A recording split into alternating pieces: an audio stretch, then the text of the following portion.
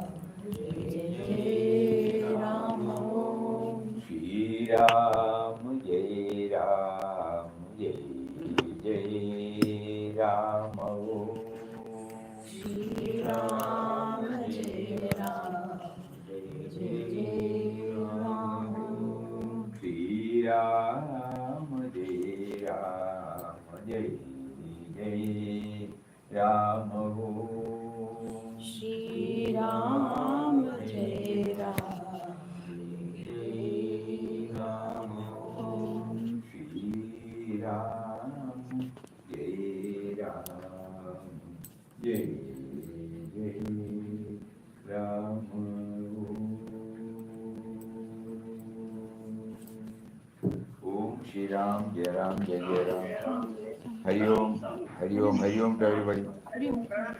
Pranam, pranam.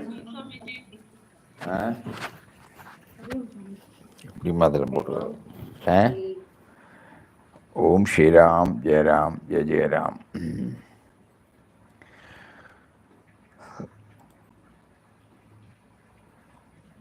Today morning when we were sharing a few words of Papa from hints to aspirants, there he gives us a clue again for sadhakas. In that he has given, every day you should spend, along with the Nama chanting, everything, also read a Bhagavad Gita. reading Bhagavad Gita to make it a regular practice. Today morning, just casually we opened. So it reminds us now how we have been unknowingly not giving much importance for this. Now how he has prompted us to take it up. Why is it so? Because it is connected with our daily life, which fact we were not aware.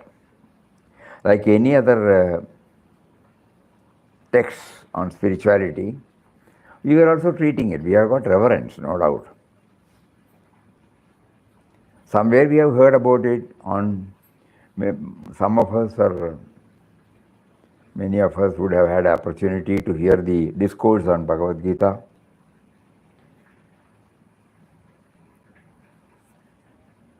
But whenever we felt that it has got something to do with our daily life, if we pick something and start reflecting, it won't be available straight away. Only through reflection it can be connected to our daily life. Every day he is proving it, every day. Suppose we want to know something about something, you can refer the text, or nowadays go to Google Baba and ask. He will give you. It is not, Gita will not give you like that. Gita gives you only some clues. From there you have to dive deep, bring it out and connect it to your daily life.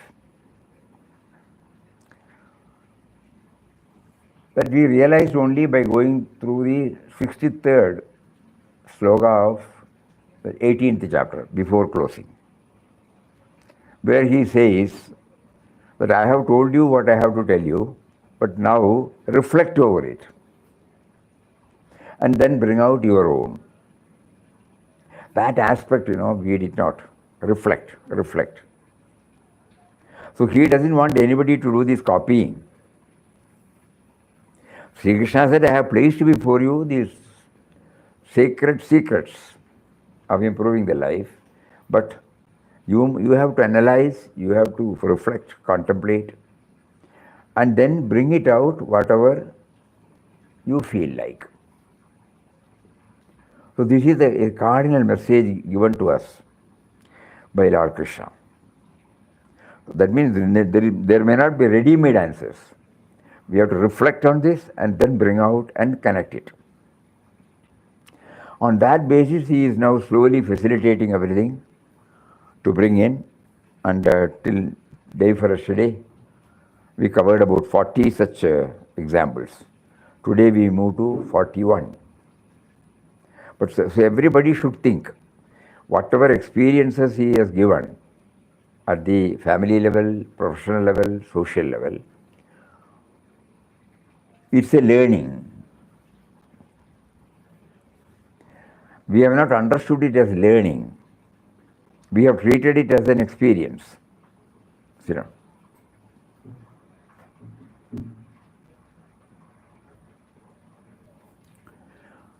And by doing this slowly, we try to see the finger of God,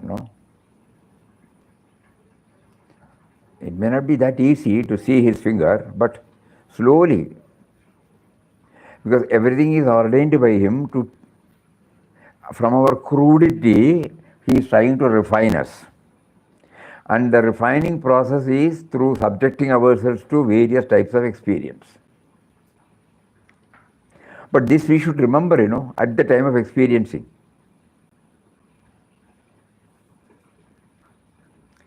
Kindly think over it. The present me and mine in me has not decided my birth. And the present me and mine has not provided anything for my basic existence and a comfortable living. So this has been given by the great originator, who is also the great provider.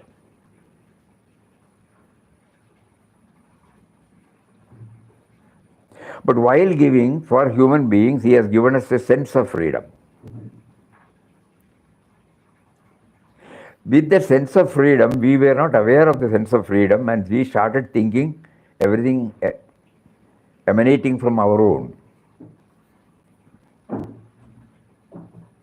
With the result, the doership, the ownership, the enjoyership, the sufferership, whatever you call it, everything we attribute to ourselves. So God is relegated. God, the concept of God or God consciousness, that whenever we go to an ashram, whenever we go to a temple, whenever we happen to have some sattvic moods, we used to entertain that in our mind, that's all.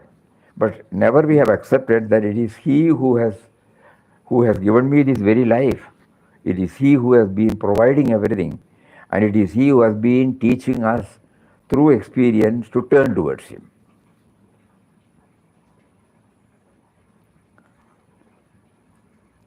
And Bhagavad Gita is such a tuition, wise tuition He gives.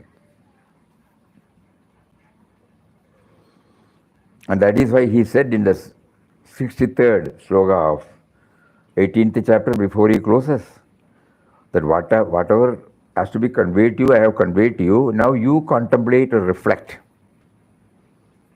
Vimarsha.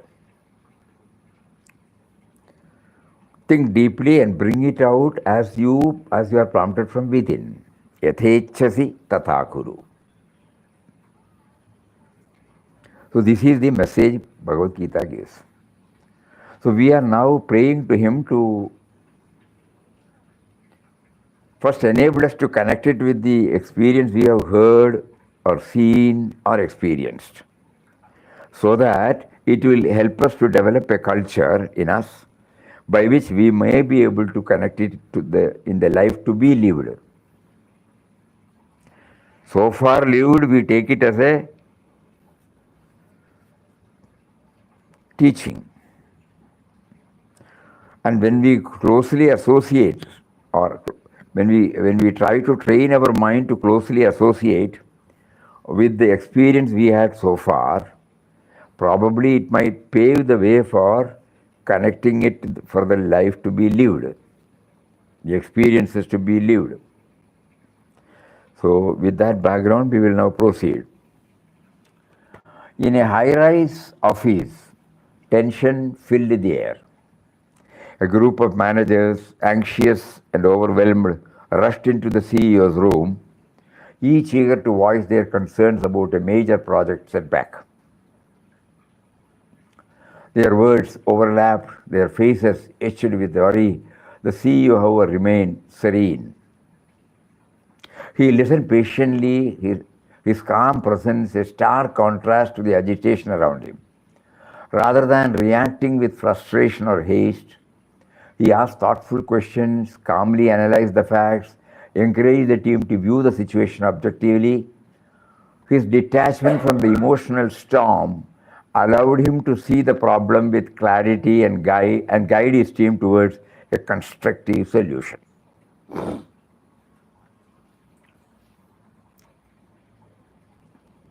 Gradually, the managers felt their panic subside. The CEO's composed presence was like a still lake, reflecting the sky, unmoved by the winds of worry. Inspired by his example, the team regained their focus, worked together to resolve the crisis. This echoes the theme contained in sloka number 14 of chapter number 4.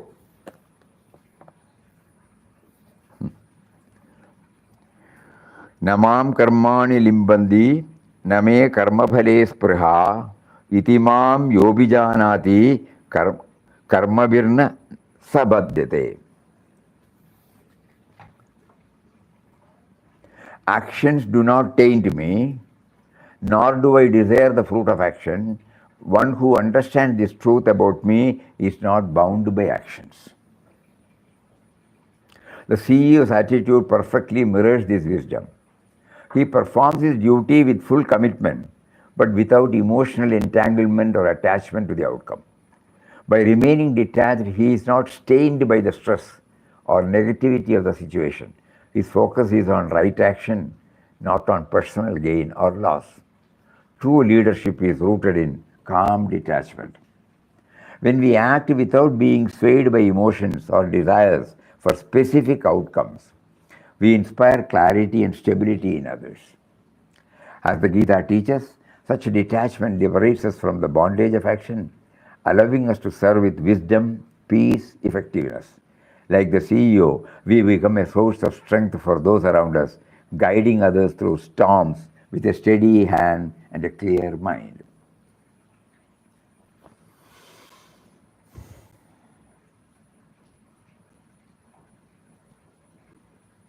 Many such situations would have been faced by all of us.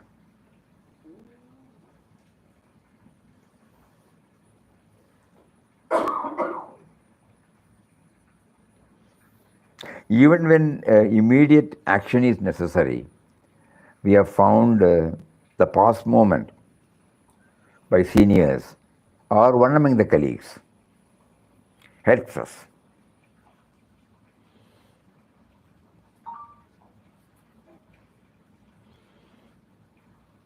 So this is very much needed to handle any issue.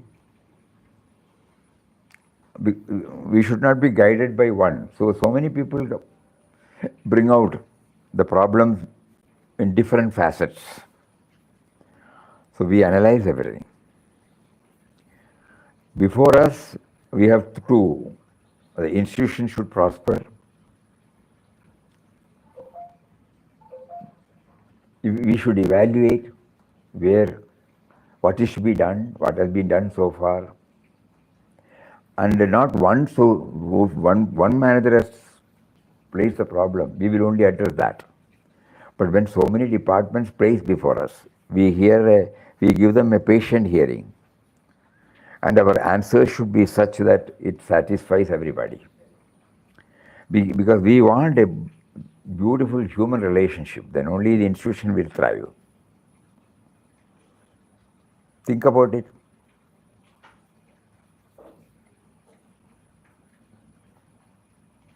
So, namam karmani libhyande name karma phalaspraha. Itimam yo abhijanati karma bhinna savradyate. Somewhere lying in the 4th chapter, 14th shloka, now see how it is related to a daily dealing, a profession. That is why now we are trying to work it upon it. Our work is not over. So after that we will try to segregate this, just for our own sadhana. Family level, professional level, social level. Suppose we split it, individual level. And once in a way we go through it again and again and again. So when we are in the family life, what are the things that Lord Krishna now prompts us to link it at the professional level and the social level? Then slowly we try to understand there is not a single field where he has not touched upon.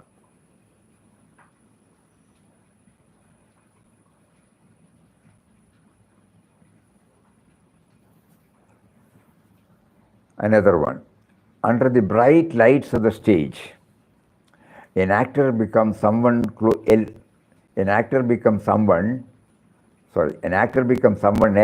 entirely a notorious villain. He lied, cheated, plotted, drawing boos and angry shouts from the audience.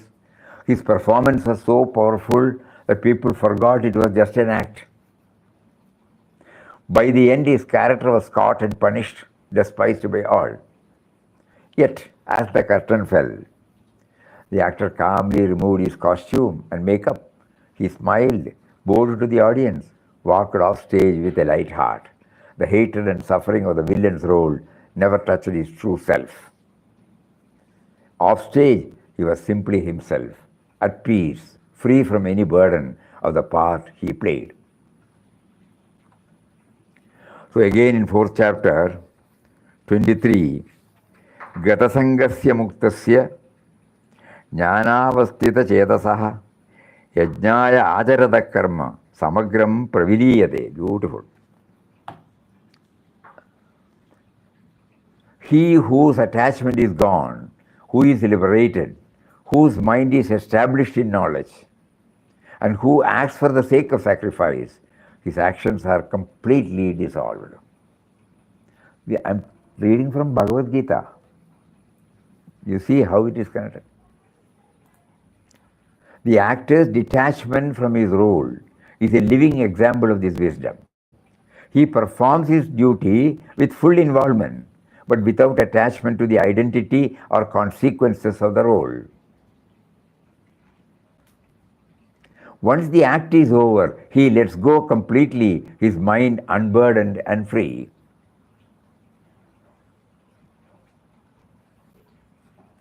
Like the actor, we too play many roles in life: parent, professional, friend, leader. The Bhagavad Gita teaches that when we perform our duties with dedication but without attachment, we remain unaffected by praise or blame, success or failure. We act with full sincerity, but our inner peace does not depend on the ups and downs of the roles we play. True freedom comes from acting in the world with full commitment, yet remaining untouched by the results. When we let go of attachment to our roles and outcomes, we experience the peace and liberation that the Gita promises, living in the world but not bound by it.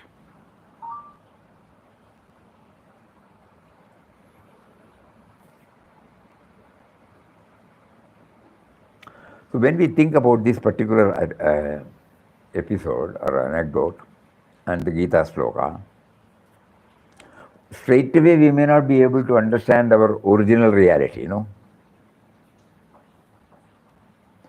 But probably as a step toward that, we can, in a calm and quiet moment, when we deal with our family members, we are a family being. Father to son, son to father, husband to wife, wife to husband, grandparents, grandpa, uncle, nephew, niece, Same person. When we go to office, we are the boss to some of our colleagues. We are the colleagues of some other boss. When we meet our customer, we are the giver, and he is very much relevant to our business. Think. And in the evening, when we come back to our flat, suppose there is a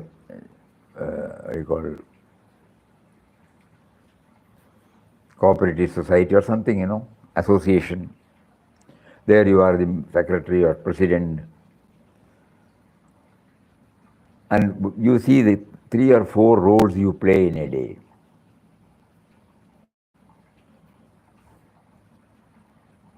Though you are 100% sincere while playing each role, you don't carry this to the other realm,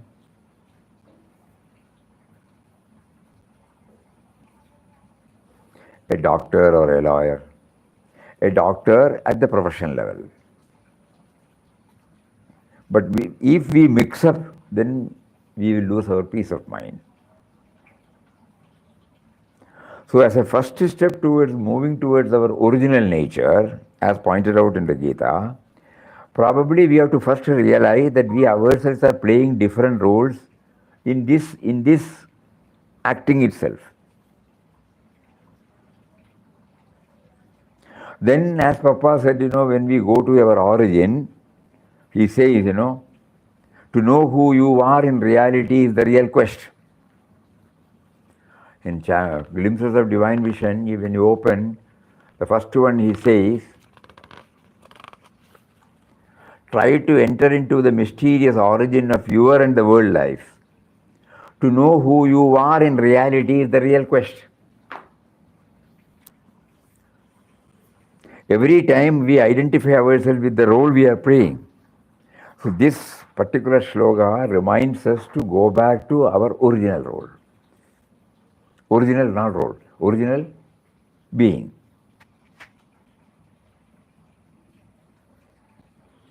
So there our Namdhyan Seva helps us a lot.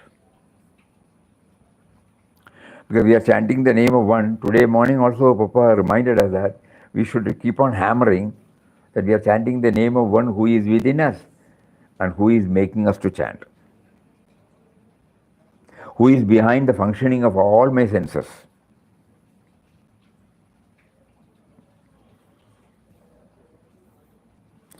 Because I am unaware of my original reality and I am identifying myself with the role he has in totally, I feel I have gained something, I have lost something, I am happy, I am miserable. Certain things I am comfortable with, certain things I am not comfortable with. Something are favorable, something are not favorable, something is depressing, something is elevating. Like a pendulum, ups, downs, ups. So this, if we contemplate upon it, and if we get a grip by periodical evaluation, then we will not be tossed hither and thither, whatever may be happening at various levels. So he says that Kratasangasya Muktasya. It's one of the beautiful slokas.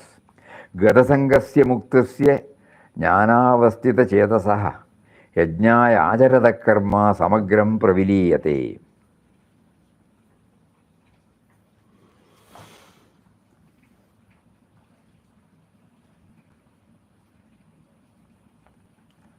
And then we will go to the next. At first, volunteering at the old age home was just another school assignment for the teenager. Nowadays, it is there, I don't know, everywhere it is there.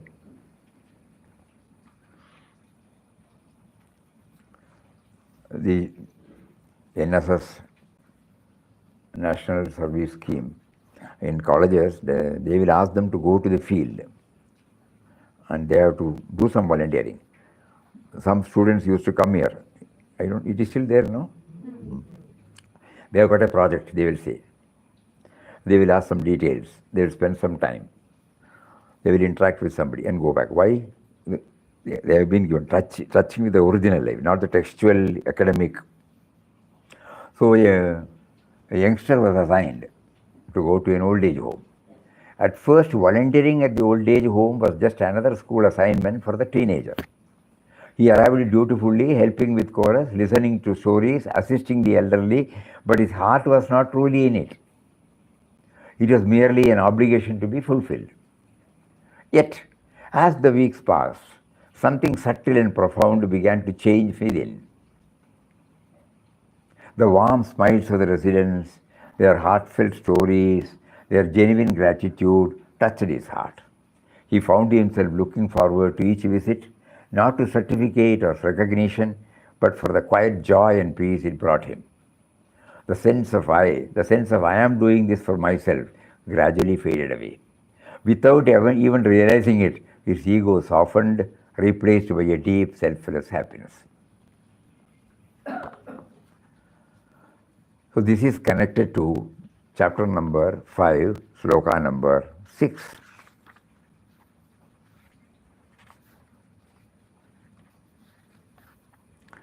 Sanyasastu mahabaho dukkam aptum ayogataha yogayukto munirbrahma nachirenati gacchati. Renunciation of sannyas, it is difficult to attain without yoga, but the sage who is harmonized by yoga quickly reaches Brahman.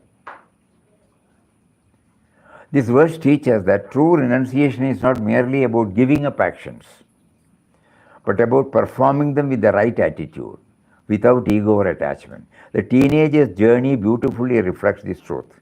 What began as an external renunciation, a duty to volunteer, transformed through selfless action into inner joy and freedom from ego. True yoga is about acting in the world with detachment and selflessness. When we serve others without seeking rewards or recognition, our actions purify the mind and dissolve the ego, bringing lasting peace and fulfillment. The Bhagavad Gita reminds us that it is through selfless action not mere abstention, that we attain true renunciation and spiritual growth. Like the teenager, we too can transform duty into devotion and find freedom in service. You see, unless and until we contemplate, we go deep into it and relate it. We should always remind that these slogas were given according to what we had been told 6,000 years ago. And we are now in 2025. Entire system has changed.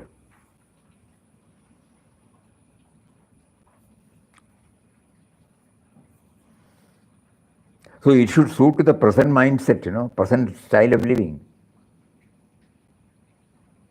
That is why we take, inspiration from that 63, chapter number 18, slogan number 63, where he says,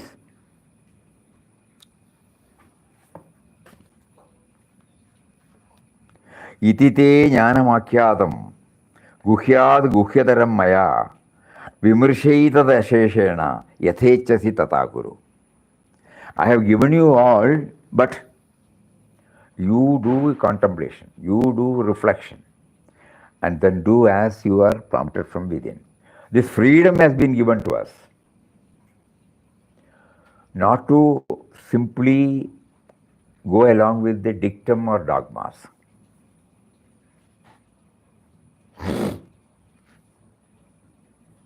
They are to be treated as guidelines. Yeah.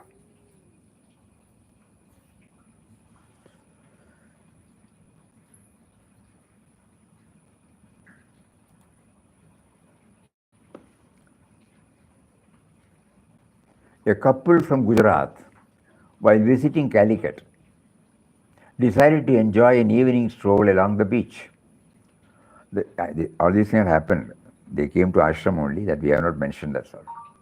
The rhythmic waves and golden sunset painted a picture of serenity until tragedy struck. A sudden powerful wave swept the couple into the turbulent sea. Local fishermen, witnessing the crisis unfold, sprang into action. Without a moment's hesitation or a thought of their own safety, they plunged into the churning waters, risking their lives for strangers. Despite their brave efforts, they could not save the woman, yet their sense of responsibility did not end there. With compassion and dignity, the fishermen alerted the authorities, comforted the grieving husband and son, handled all legal and hospital formalities, and even arranged for the woman's cremation. Throughout, they expected nothing in return, not money, not praise, not recognition. Their only motivation was a deep sense of duty and compassion for fellow human beings in distress. Actually, when the husband came back to ashram and he cried, He cried like a child. So we allowed him to do that, and then later on slowly made him to sit and ask him what had happened. And he says, I lost my wife. Terrible shock for me. But another thing is, for an unknown person like me, how many people came forward risking their life? And not only they saved me, but when the body was brought, they got in touch with the concerned authorities and somehow in the shortest possible time cleared all hurdles. And probably because of their sincerity, the police and all those hospitals, everybody obliged. And then the cremation took place, and they did not accept a pie. And thinking that he was again crying, how will I repay back? So this is reflected in 10th sloka of 5th chapter. Brahmanyadhaya karmani sangam tyaktva karodiyah lipyatena sapapena patmapatra vimambasa. He who performs his duty, offering all action to the divine, abandoning attachment, is untouched by sin, just as a lotus leaf remains untouched by water. Here we should also know, our reflection will reveal, he who performs his duty, offering all actions to the divine, Previously, when we were hearing the word divine or God, we were thinking only about one entity, no? Later on, our contemplation will reveal that the Creator is revealed only through a creation. Creator is not palpable, is not tangible. Creation is palpable, tangible. To serve Him, you can only serve through a creation. Papa beautifully coined it, to love all is the true bhakti of God. To serve all is the real worship of God. So the divine, the moment we hear the word divine, God, Atman, Brahman, normally our tendency is to place it as an entity, But suppose we keep on hammering this, that the divine, God, Atman, Brahman, is not an object.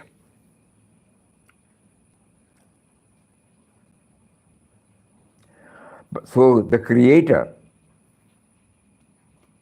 just like electricity, we cannot show this is electricity. So electricity is manifested through various gadgets, in the bulb, in the fan. So through creation only we can connect it to the Creator. It's a wonderful direction to all of us. As soon as we read, previously when we were reading, Brahmanyajaya karmani sangam tyakta karodi, Brahman, Brahman means something different from us. No. He who performs his duty offering all actions to the divine, to the indwelling reality, in the creation. Abandoning attachment is untouched by sins, just as a lotus leaf remains untouched by water. Patmavatra Vivambasa. The fisherman's actions are a living example of this teaching. They performed their duty selflessly, without attachment to the results or any desire for reward. Like the lotus leaf that remains untainted by water, their hearts remain pure amidst sorrow and chaos. Their service was an offering. Pure, compassionate, entirely free from selfish motives. It was an offering to him. True nobility lies in selfless action, serving others without expectation, attachment, or desire for recognition. As the Bhagavad Gita teaches, such actions purify the heart and uplift the soul, leaving us untouched by the world's turmoil, just as the lotus leaf remains pristine above the water. The fisherman's compassion reminds us that the highest service is that which is done quietly, wholeheartedly, without any thought or reward. See, we have covered about 3 or 4 slokas. How much it is connected to our daily life, Different situations. A student life, a professional life, a social life, we saw that. Not that we selected, but it came like that. When we were working on this project, we did not plan anything. So he ensured that it comes from different segments. So that not one-sided at all. Because our life, the moment we get up, we are a part of the family. When we move to the field of profession, we are a professional being. When we move with our friends, we are a social being. When we are to ourselves, we are an individual being. So these 4 levels,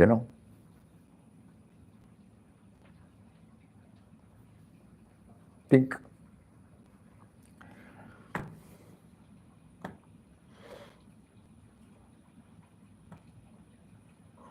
The service seems to be later because of situation, isn't it, Swamiji? The service done by the fisherman seems to be later because of the situation. Even ordinary service also gone to that extent. Everything. Slowly we will try to think God has praised them and gave them the prompting.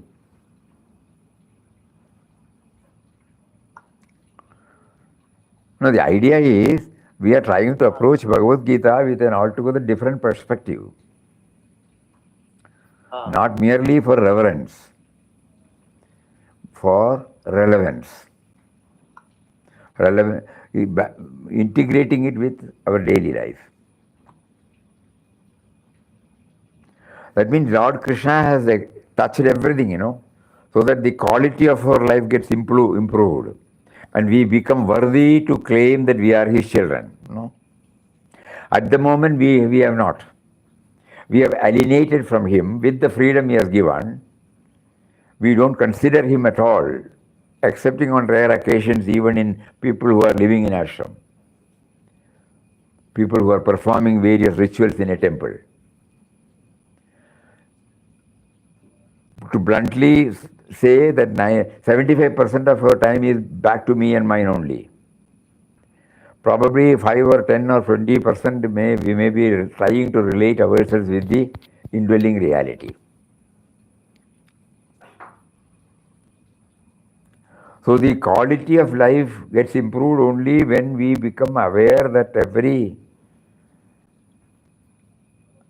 everything that is needed to activate our senses and to make ourselves function as an individual, it is coming from him, coming from him, coming from him.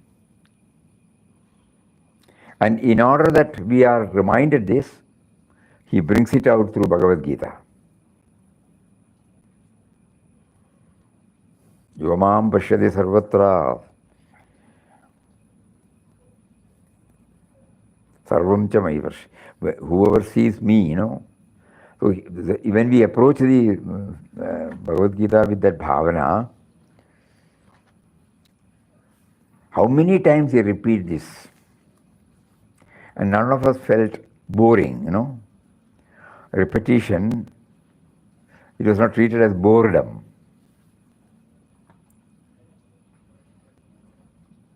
Drudgery or monotonous. Every time when he repeats, we try to enjoy it. Samam sarveshu bhudeshu tishtandam parameshwaram. Like so many slokas. Every now and then he brings in this. I am there, I am there, I am there, I am there.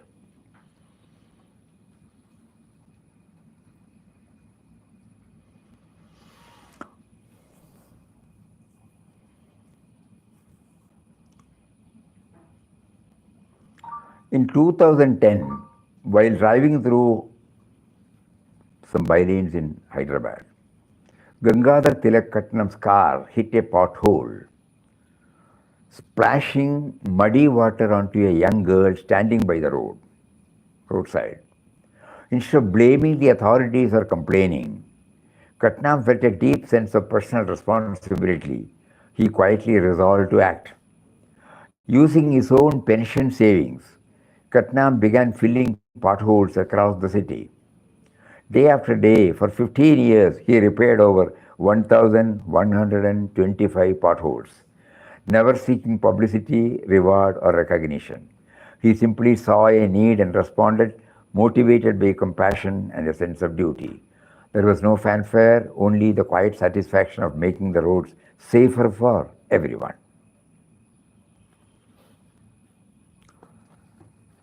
And chapter number 5, sloga number 11 echoes the same theme.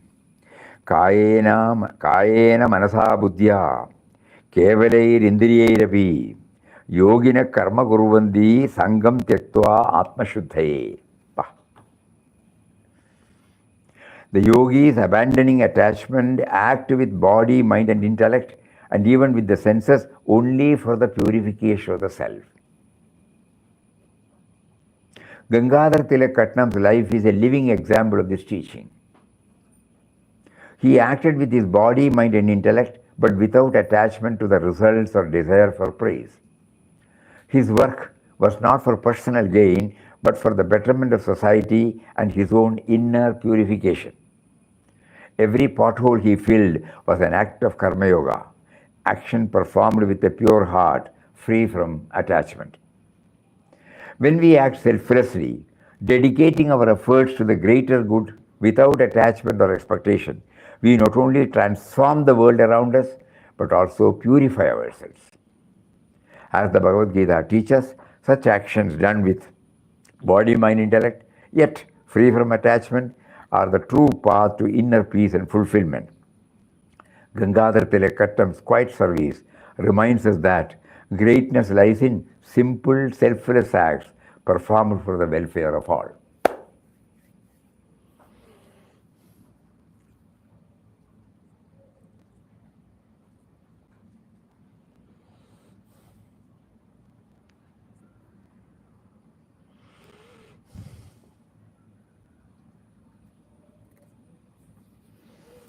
Everywhere we find the message can be interpreted as a clarion call to move from me to we. No.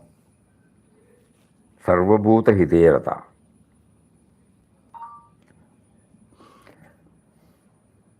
Then our contemplation will remind us, why should we do that? Because we are all interconnected, interrelated, interdependent. I am enjoying everything that has been given to me by my co-creations, whom I don't know. Even the very language with which we are speaking, we don't know who has authored it, who brought it out.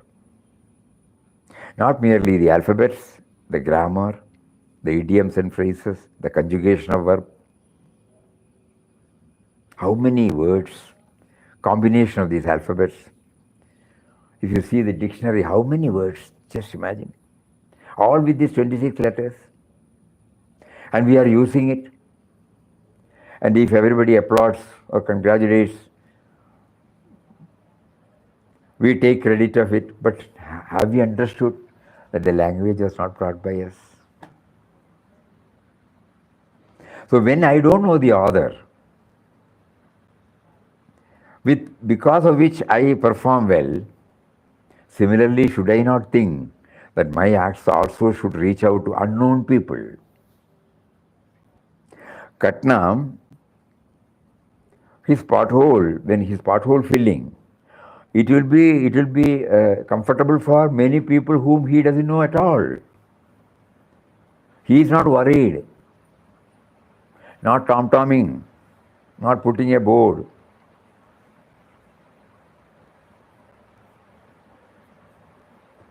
Then we think, oh, he's a great man. No, it is not that. He has realized this. Or God makes us to realize this. You are enjoying the things which was authored or produced by unknown people. Similarly, your thoughts, words and deeds also should go back to not only to known people, but to the unknown realm as well. A solid teaching. That means in chapter number 2, he says, Yoga Karmasu Kaushalam, 50. Dexterity in action is called yoga. Efficiency in action is called yoga. Perfection in action is called yoga. That means what? When it excels, it reaches out to many. Yoga means aligning ourselves with God. That's all, the common denominator.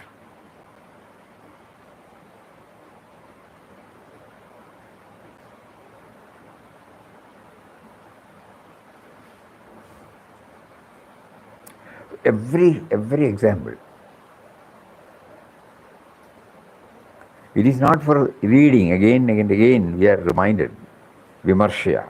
We have to plumb deep into it.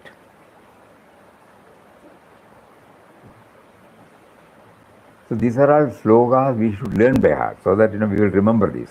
Kayena manasa buddhya kevalair indriyairapi yogina karma kurvandi sangam tektva atma shuddhayi. Purification of the self, atma shuddhayi.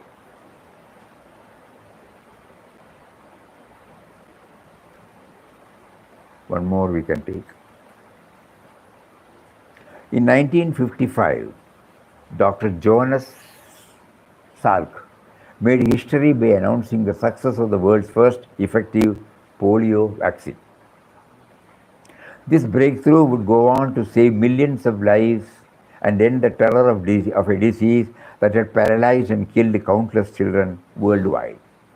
When asked in a television interview why he did not patent the vaccine, Saul famously replied, "Can you patent the sun? S-U-N?" For him, the vaccine was not a commodity to be owned or profited from, but a gift to humanity, something as essential and universal as sunlight, meant to be shared freely with all. Saul's decision was not just symbolic, it was transformative. By refusing to patent the vaccine, he ensured it could be distributed widely and affordably, removing barriers and delays. He worked with pharmaceutical companies to maximize its reach, never seeking a personal gain or recognition. His selfless approach reflected a profound sense of duty, compassion, and detachment from the fruits of labor. Connection to Bhagavad Gita, chapter number 5, slogan number 25.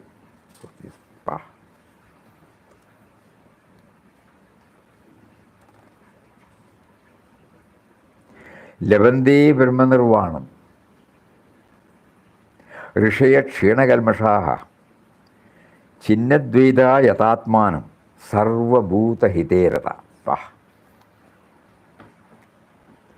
Those holy persons whose sins have been purged, whose doubts are annihilated, whose minds are disciplined, who are devoted to the welfare of all beings, attain God and are liberated from material existence. Labante Brahma Nirvanam.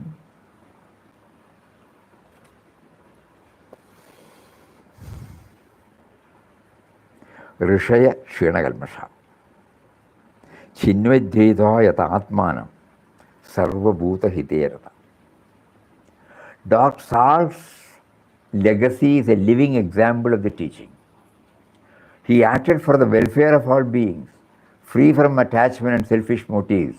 His mind was disciplined, his intentions pure, his actions devoted to a greater good of humanity. By placing the needs of the world above personal gain, Saul achieved a kind of liberation, leaving behind not only a scientific breakthrough, but a luminous ethical principle. The highest ideal of selfless action is to work for the welfare of all. Unattached to a personal reward. As the Bhagavad Gita teaches, such individuals are liberated and leave a legacy that illuminates the world, much like the sun itself.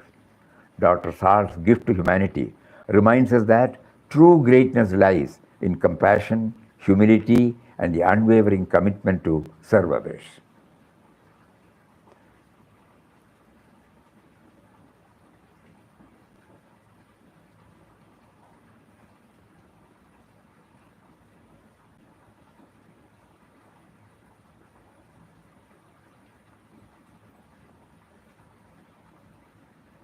So we started from the CEO, for a quick recap, who gave a patient hearing to all his managers coming out with it because there was a setback in a project.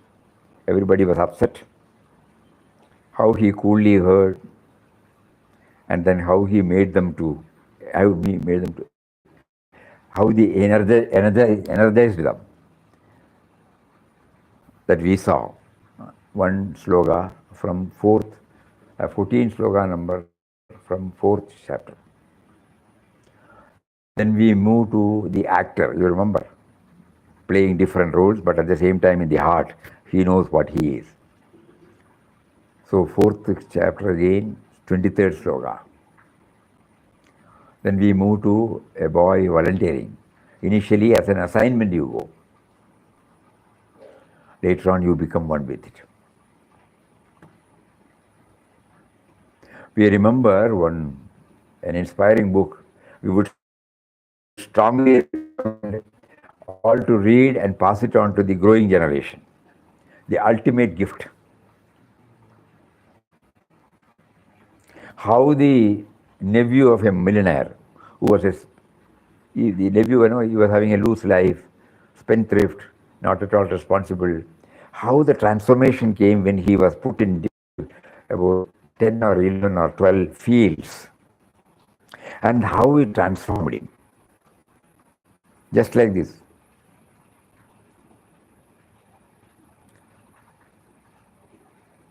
After 5 or 6, 4 or 5, up to that, he was always having complaints and grumbling. Oh, thanks. How are you? Dowell. He is a blind person.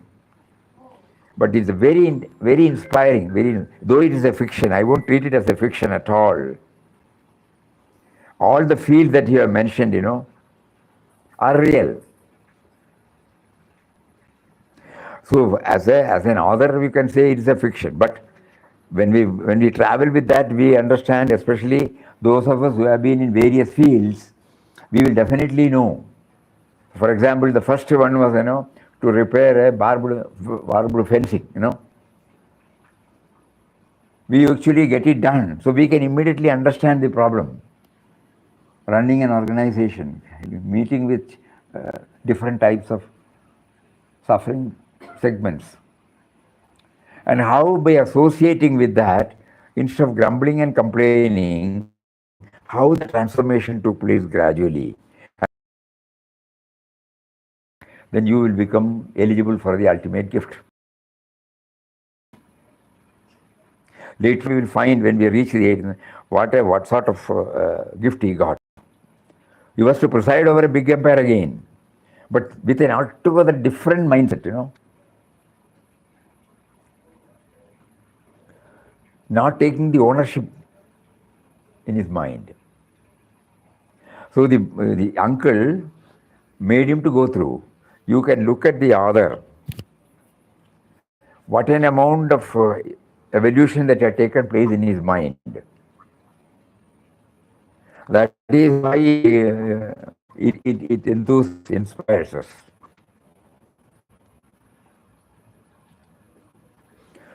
When we read this, the boys... Can you repeat the shloka for the volunteer? Yeah. Sanyasastu Mahabaho, 5-6. Dukkam aptum ayogadaha, yogayukdo munirbrahma, nachirenadi gachati. Renunciation, O mighty armed, is difficult to attain without yoga. But the sage who is harmonized by yoga quickly reaches Brahman. It is difficult for a boy, that boy, to attain that sense of fulfillment. But when he became one with that, harmonized. The same thing to that ultimate gift.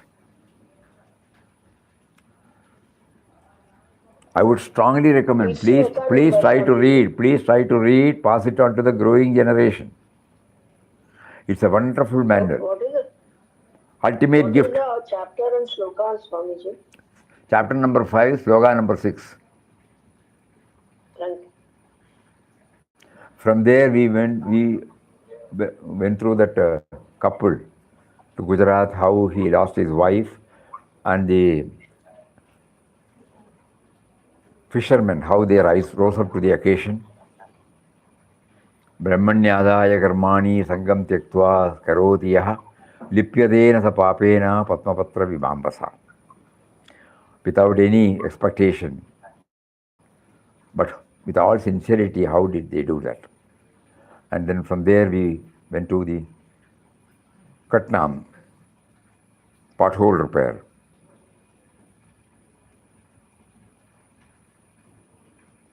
And then the universal outlook, Dr. Jonas Salk, who did not patent, what do you call that? Patent, who brought out this polio vaccine.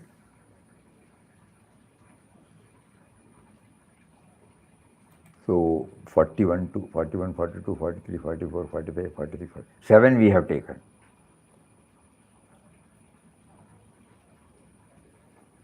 Seven slokas we were able to understand, at least now here. Whether understanding or not, each one has to do. Each one has to do the plumbing. And it will become embedded in us only when we try to connect it with an example which we have known, we have seen, we have experienced. Otherwise, it will become academic again.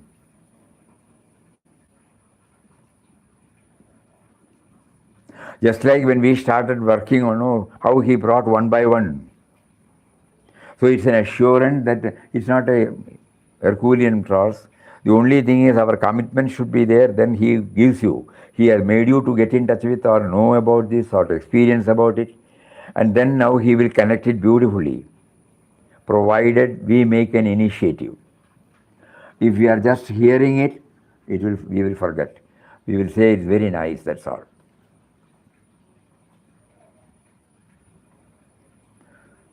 Some joy at the time of hearing, beyond that, no. That is not what is intended. Please think over, try to do in your own way, more about it tomorrow. Swamiji, we do face many situations in daily life, but we are not able to connect to any particular sloka. We face many situations, but we are not able to connect it. We have not made any. That is because, we have, first of all, by going through it again and again and again, with this perspective, the sloga will become friendly to us. At the moment, it is not friendly. Because we have treated it as a slogan, no? The mindset has to be changed.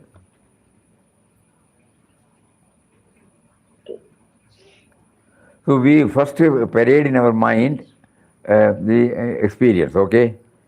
So many experiences you have all gone. So we have that as the background. Then we take the Bhagavad Gita book in the language in which all of us know. So in our case, every time we go through the Malayalam book, because we have not learned Sanskrit at all. We have not undergone the usual Vedic studies. So we don't know. So we are guided by Malayalam book.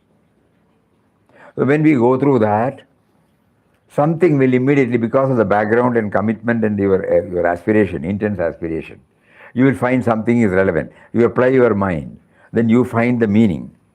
The experience is a reflection of that particular sloga. Then you put it. That is the methodology we used. And it is working, It is working.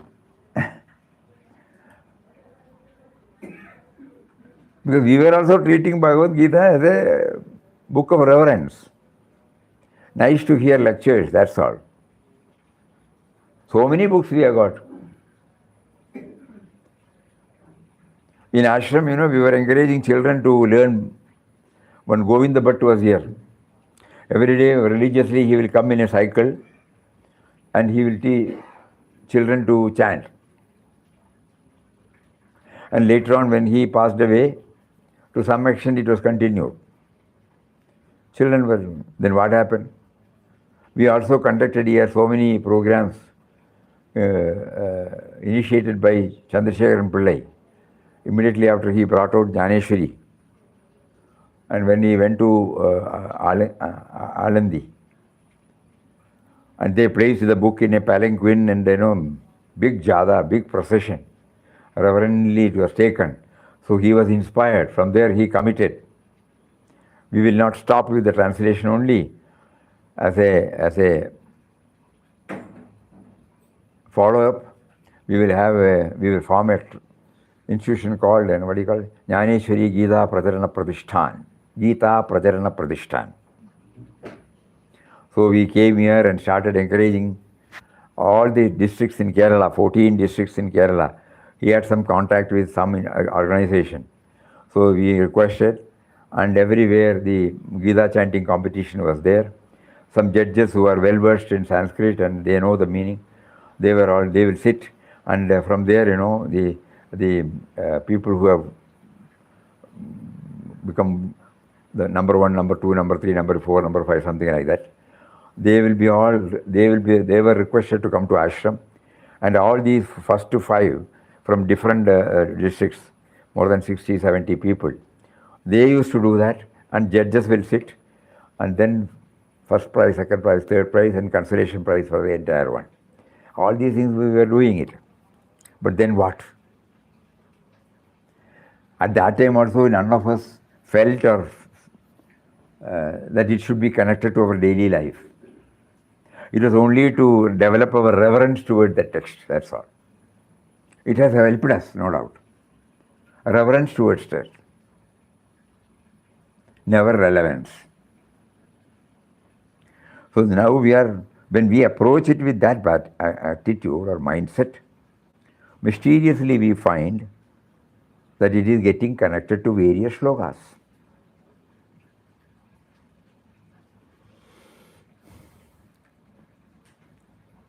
And today morning, as we said, when we were reading a few lines from Bhagavad Gita, hints to aspirants, before we start our Ramnam, we used to have some words of wisdom of Papa we share with our friends here, and then at that time, this particular shloka, para, from hints to aspirants, it came up.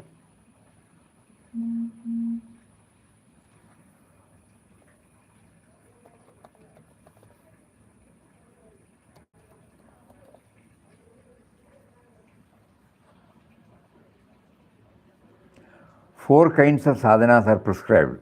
That is not the one which we read, but that is also there, which will help the spiritual aspirant in his or her progress towards the goal. They are society of saintly souls, constant repetition of the divine name, study of the Bhagavad Gita, not chanting. Study of the Bhagavad Gita and other scriptures, steady meditation on the divine attributes. And this is what we read in the morning. For all people, there is only one way of approach to God. They must have pure devotion to God and should perform good actions. Bhakti and karma go together.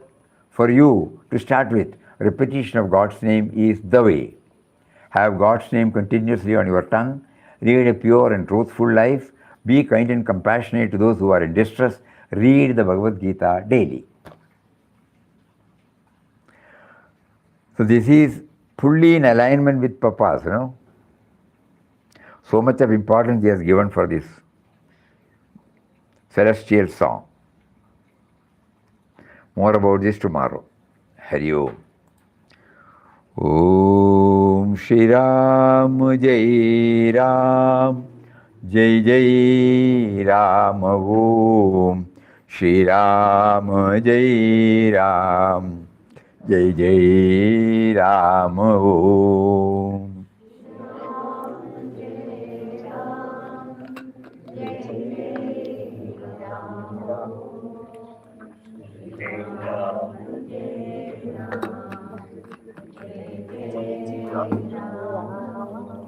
Shri Ram Jai Ram Jai Jai Ram Om Shri Ram Jai Ram Jai Jai Ram Om.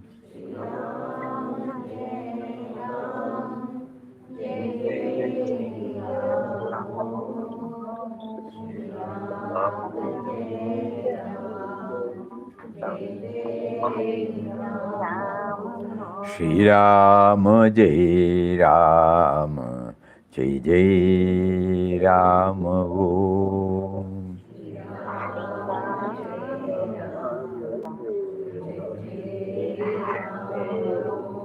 Shri Ram Jai Ram Jai Jai Ram Om. Om Shri Ram Jai Ram Jai Jai Ram. Hari Om, Hari Om, Hari Om to everybody. Pranam, pranam. Pranam, pranam, pranam. Pranam, pranam. Namaskaram, namaskaram, namaskaram. Hari Om.